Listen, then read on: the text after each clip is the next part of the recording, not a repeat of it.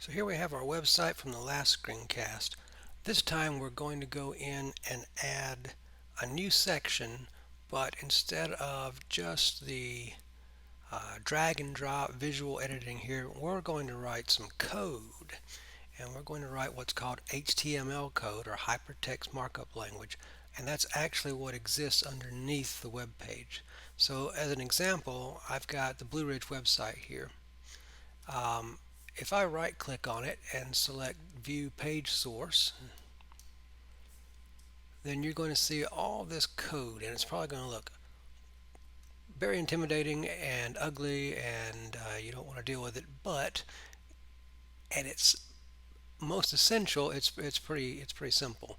And so we're going to look at how actually writing code will create the visuals for our web page. So underneath all a web page is, it's just a big text file with lots of little commands and pieces of information in there that tell the page what to do.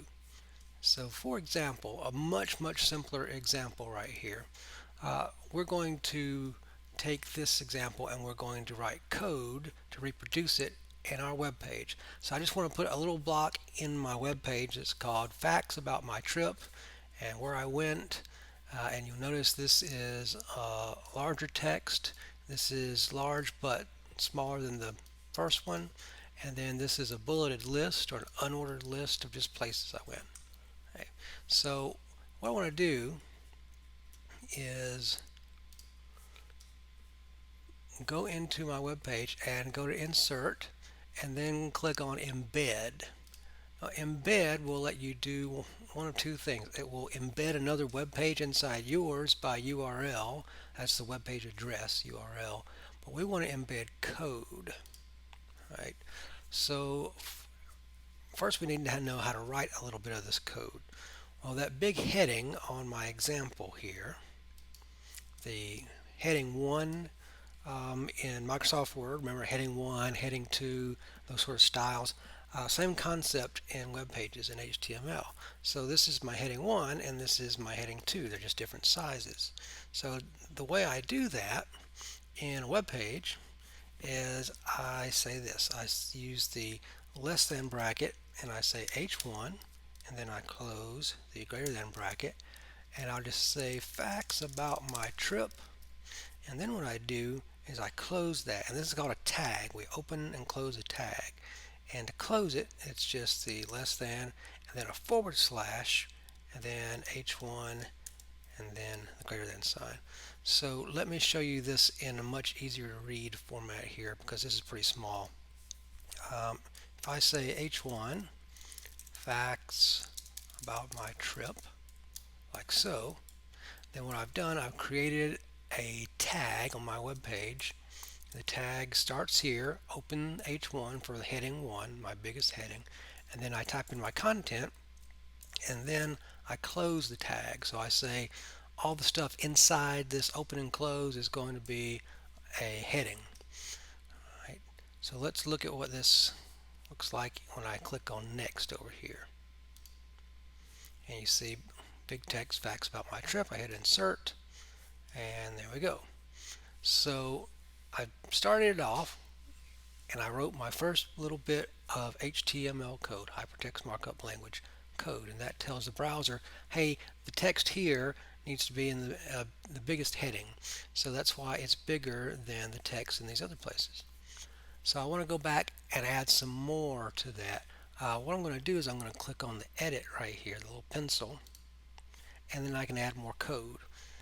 Because this is really small and you probably can't see it very well in the screencast, I'm just going to go back over here to my text editor and then I'm just going to copy and paste everything in here. So you wouldn't need a separate editor like this. This is just so it's easier to see. So I'm going to go and where I went, and that's going to be the second biggest heading. And then what I want to do is I want to make an unordered list of the different places I went to, and an unordered list is a little more complicated.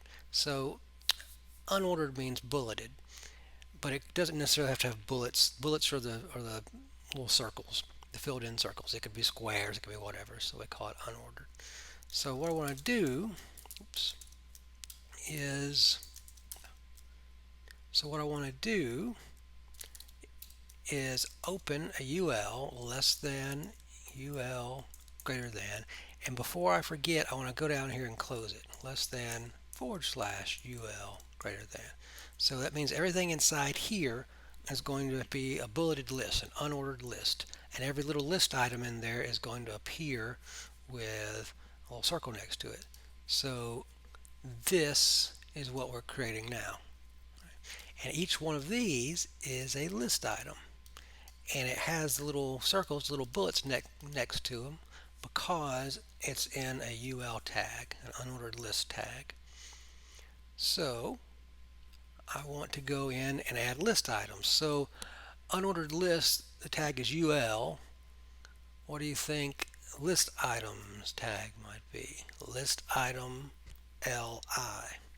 So I'm going to open LI, and I did this real fast, but you would do less than LI greater than, and then inside there I'm just going to put Athens. So you see how this tag opens here, the LI.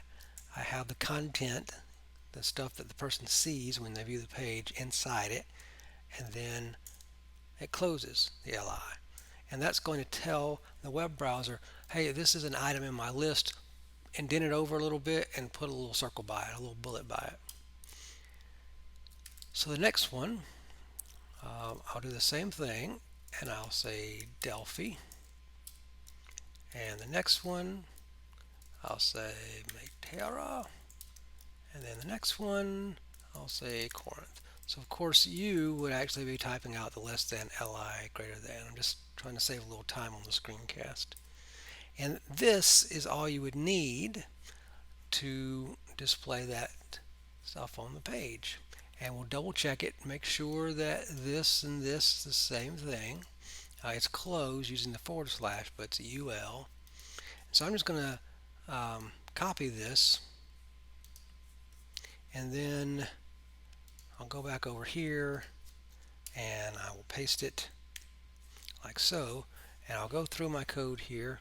There's my H1, there's my H2, so the biggest heading, the second biggest heading, and then in here we've got our unordered list and our list items, and the indentation doesn't really matter, it just makes it easier to read.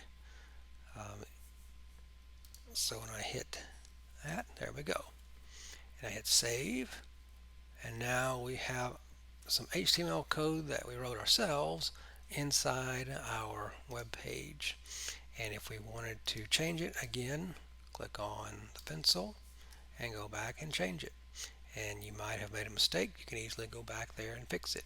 If you make a big mistake, let's see if we can make a big mistake, like forgetting to close the H2, then everything looks big like an H2. Well, we notice there's a problem. So we need to go back to our code and double check. Oh look, I forgot to close this guy right here. So there we go, and ta-da.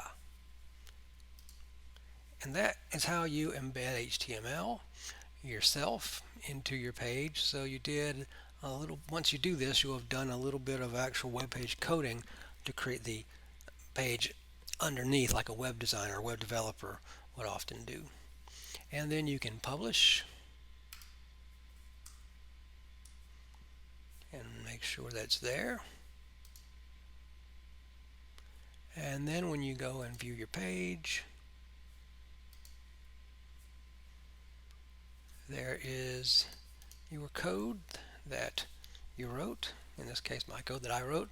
And so when you do your assignment, you will need to add a little bit of HTML similar to this, but your own content using that method.